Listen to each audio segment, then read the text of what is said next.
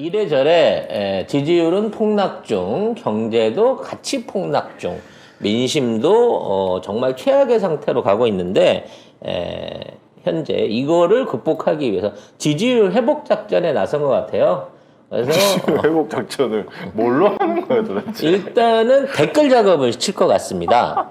그래서 사이버 그 전사. 댓글보다 댓글보다 신천지 어? 신천지 동원하나요? 정작 해킹 방지 팀은 날려버리고 난 상황에서 여기 사이버 부대를 조만간 창설할 것으로 보여집니다. 그럼 이제 댓글창이 난리가 나겠죠. 자, 그런 와중에 해묵은 종북몰이를 몰고 나왔습니다만 이게 이제 종북을 몰고 가려고 하다 보니까 별 건이 없는 거예요. 하나도 없지. 그런데다가 지난번에 이제 박지원 원장까지 끌어들여갖고 써먹으려고 했던 이 월북 공무원 관련된 거는 국가유공자 포상까지 했음에도 불구하고 국민적 여론이 그거 누가 봐도 월북인데 이렇게 된 거고요. 그렇죠. 지금 국방부가 강력하게 반발하고 나서고 있습니다. 왜냐면 여기에 관한 모든 첩보의 그 생산지와 관리자가 국방부거든요. 근데 국방부가 관리하는 내용에 대해서 국정원이 예를 들어 뭐 삭제를 했다든지 이걸 이용하기 위해서 이거를 재가공을 했다는 말은 국방부 자체에 대한 일종의 모독이라는 거죠. 그래서 그렇죠. 국방부가 법적 대응을 하겠다라고 나서니까 이거를 새로운 타켓으로 바꿨습니다. 그러니까 뭐 다 꺼내는데 꺼낼 때마다 뭐가 안 돼. 그래서 이번에는 강제 북송에 대한 그러니까 사실 따지고 보면 북한의 범죄자를 강제 북송을 한 상황에 대한 이제 인권에 관련된 문제를 들고 나왔어요. 근데 지금 사람들이 얘네가 경정권이 뭘 들고 나도 지금 사람들이 웃기잖아. 시큰둥한 게 뭐냐면 지금 그 물가가 너무 많이 올라가지고 사람들 다 뿔따고 나 있거든요. 먹고 사는 게 힘들어 죽겠는데 왜 저 분위기 파악 못하고 씨발 이상한 얘기만 짓거리고 있는 거야. 짜증나게. 오늘도 틀린 것 같아요, 방송은. 편안하게 딱지 붙이고 시작하도록 하겠습니다. 아무튼 기사부터 정리를 해보고 여기에 대해 우리가 한번 짚어보도록 하죠. 지난 2019년 북한 어민 북송과 관련해 대통령실이 만약 귀순 의사를 밝혔음에도 강제 북송했다면 국제법과 헌법을 모두 위반한 반인도적, 반인륜적 범죄 행위라고 했습니다.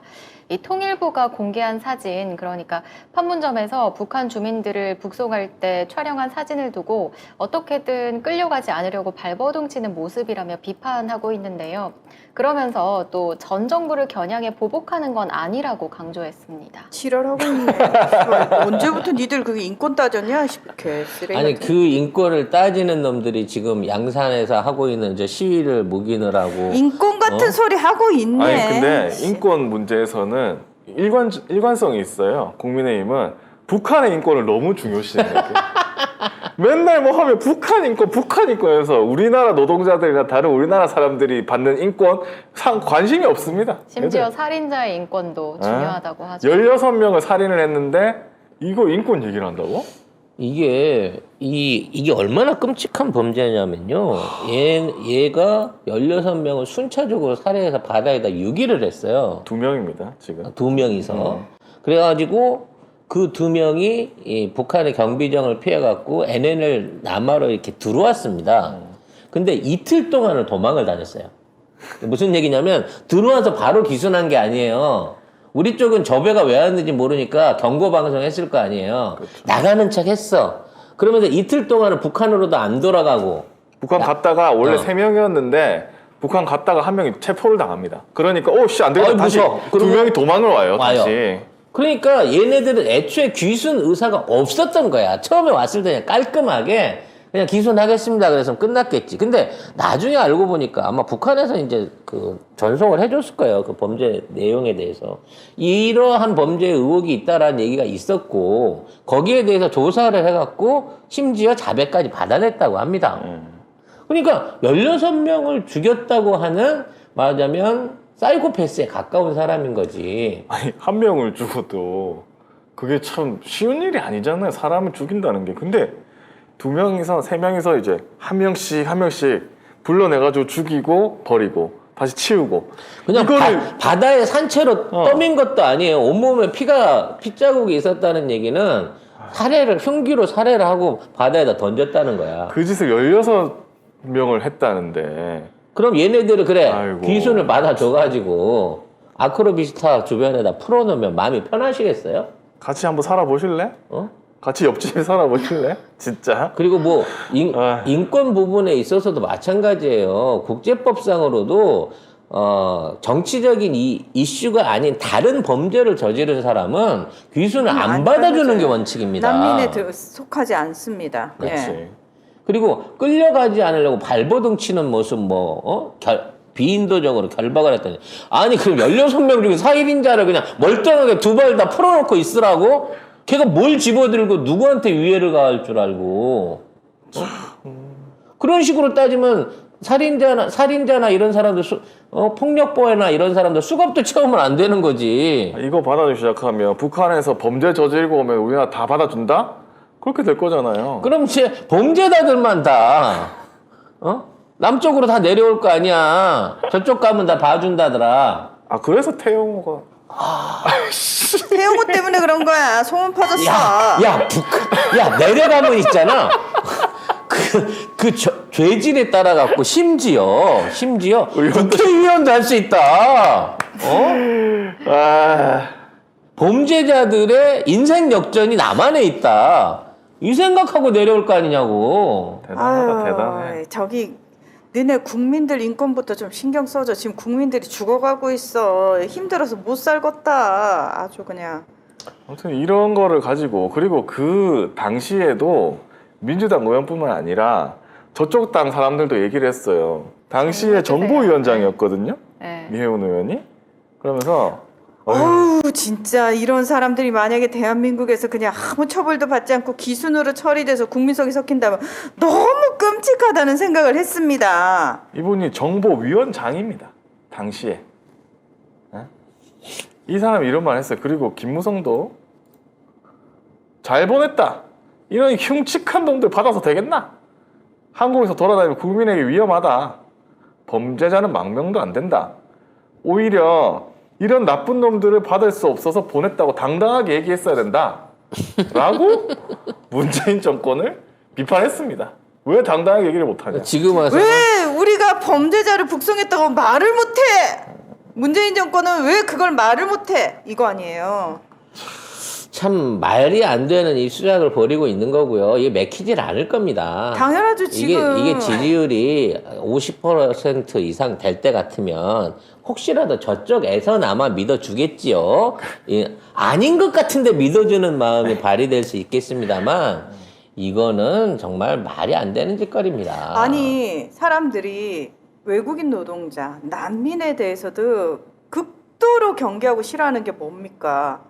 그 사람들 그 나라에서 뭐 했을지 알지도 못하고 그다음에 실제로 그 사람들이 저지른 범죄율이 높지도 않은데 범죄 어쩌다 하나 일어나면 그거 가지고 와가지고 이것 봐라 난민 받아주니까 이 나라 범죄율 이렇게 올라가지 않았느냐라는 말도 안 되는 얘기까지 하고 있는 상황에서 오히려 범죄를 저지른 범죄인을 받아주자고요? 그게 국민들 정서에 지금 맞을 거라고 생각을 하세요? 결국 이거를 이렇게 지금 계속 옹호하고 있거든요. 그리고 저 보수 언론도 이거 받았어요. 그리고 난 그것도 웃겨. 종편도 이거 받아가지고 이 사람들이 얼마나 무서웠겠습니까? 뭐 이러고 있어.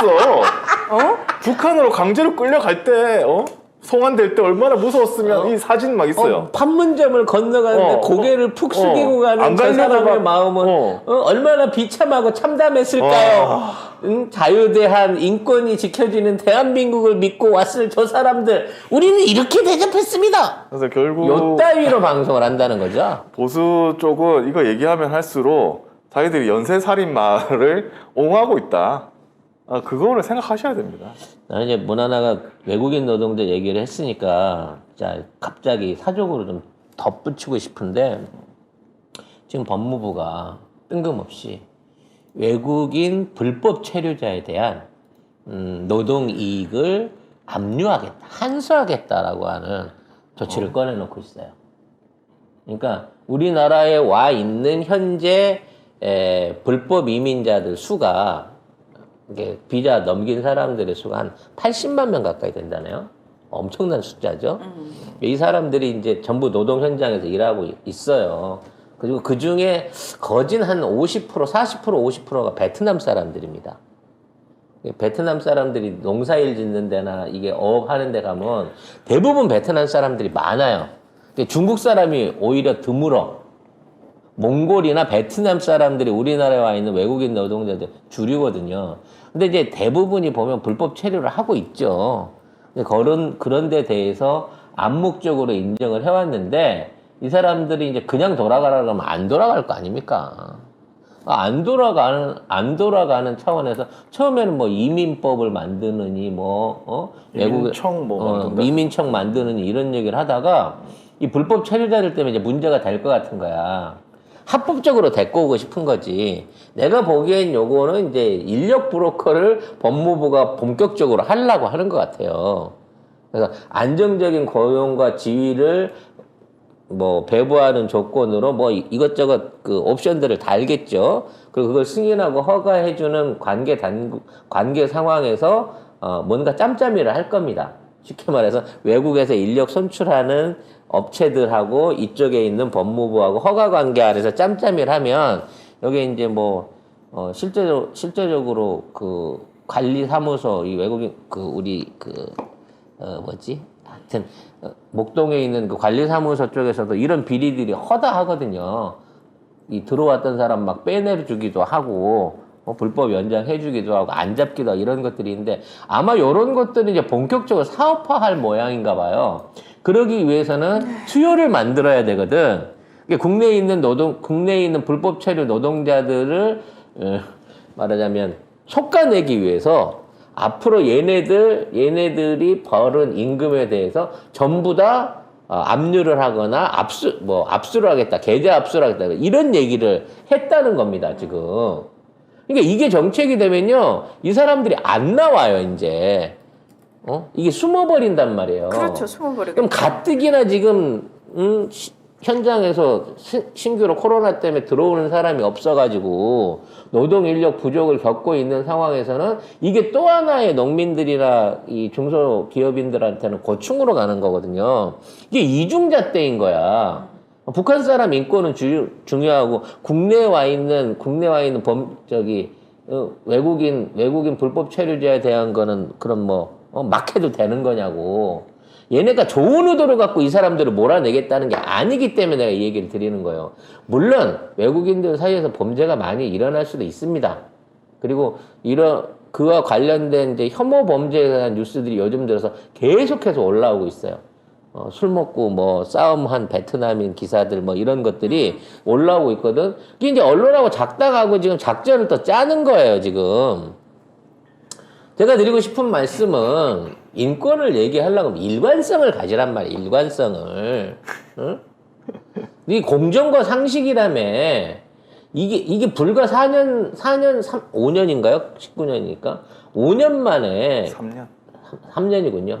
2019년이니까. 3년 만에 지네들 스스로 한 말을 뒤집어가면서 부끄러운 줄을 모르고 그때는 왜 공개적으로 안 보냈냐? 빨리 안 보냈냐? 이런 얘기를 하다가 지금 와갖고는 그게 잘못한 거라고 억지를 써가면서 문정권에다가 흠집을 내기 위한 짓거리를 하고 있다는 거죠. 그래야 나도 더럽지만 전 정권도 더러웠잖아요 라는 방식으로 역으로 피해가고 있는 거거든. 근데 이렇게 해서 지지율 올라가나? 안 올라갑니다. 나는 그게 더 궁금해. 잘해야지. 내가 잘못해놓고 저 옆집 처리도 잘못했어요 하는 거 중요하지 않아. 반성하고 잘하겠습니다 해야지. 지금까지 대통령실에서 한 번이라도 사과 나온 거 있어요? 지금 이거 언급되고 있는 부분에 대해서 없죠. 한 번도 사과한 적이 없어요. 이렇게까지 계속해서 문정부를 도발한다고 치면 문재인 대통령들이 더 이상 참으시면 안 됩니다. 네. 전면에 나서주셨으면 좋겠어요. 근데 문재인 대통령의 성정상 아무 말도 안 하실 것 같아요. 아니 시작했잖아. 지금 일단 고발했잖아. 밖에서 시위하는 애들 욕설하는 고발했잖아. 애들. 그리고 이제 더 이상 안 참는다라고 말씀을 하셨다고 해요. 전원에 의하면. 그럼 이게 단순하게 지금 스피커 수위하고 욕설하는 애들한테 안 참겠다는 차원 이상으로 갈 수도 있다는 거지. 저는 지금의 민주당의 혼란스러운 상황이나 우리가 믿고 그나마 믿고 있었던 386 세대들의 지금의 어떤 그 빌런화를 봤을 때 이제 이거를 정리해 줄 수 있는 윗 어른은 문재인 대통령밖에 없지 않겠나라는 생각을 하게 됩니다. 근데 안 들을 것 같은데 이제 누가? 그 사람들이 말을 안 아니 듣고. 나와갖고 무슨 뭐 민주당사 와가지고 누구 악수해주고 이럴 거 필요 없어요. 그건 아닌데. SNS나 뭐 어디다가 본인 입장이나 얘기 한두 마디씩만 툭툭 던져주셔도 그 여파가 엄청나게 큽니다. 우리 대통령 퇴임 직전까지도 45% 이상의 지지도를 받고 있던 그런 대통령이에요. 힘없는 레임덕 대통령 아닙니다, 그분은. 심지어 여론 조작이 심각한 상황에서도 그 정도였다면 실제로는 그 이상이란 하긴. 얘기거든요. 언론도 개판이었는데 그건 그렇죠. 그래서 지금 만일에 문재인 대통령이 뭐 꼭 정치적이진 않더라도 국가 원로로서 당연히 할 얘기는 하지 않습니까? 옛날에 전두환도 했고 노태우도 했어요. 이명박도 하고 박근혜도 옥중에서까지 한 얘기까지 전부 다 영향을 미쳤고 역할을 했습니다. 문재인 대통령이 정말 죄송하지만 그 한 3개월 쉬셨잖아요. 히말라야는 못 가셨지만 네. 이제 나오셔가지고 정리를 좀 해주셨으면 해요. 지금 임종석의 지금 발언이나 이런 것 때문에 자꾸 뭐 인사 참사에 대한 책임이라든지 여러 가지 정책 실패에 대한 책임에 대해서 이걸 다시 문 대통령 개인의 잘못으로 몰아가려고 하는 세력들이 지금 나오고 있습니다. 그러니까 저 싸가지 없는 정석이가 얘기가 어디로 튀는 거야? 어디까지 가는 거야? 이 싸가지 없는 정석이가 정말. 나는 문 대통령도 묵살시킨 거슬릴 수 있던 사람이야 이러면서 큰 소리를 치잖아요. 저 걸 보게 놔두면 안 된다는 거예요. 현재 대한민국에서 정치인들 중에 가장 국민들한테 지지를 받고 있고 영향력이 큰 사람은 이재명 의원이 아니라 문재인 전 대통령입니다. 문재인 대통령을 끌어내려고 하는 짓이야. 나오라고 하는 짓이야, 이거는. 아니 근데 저번에 한번 했잖아요. 그 초반에 그 문재인 대통령이 이재명 의원한테 혹시 필요할지 모르니 사진 찍자 이렇게 먼저 말씀하시는 분이 아니거든요. 사실 그걸로 끝났다고 봐야 돼요.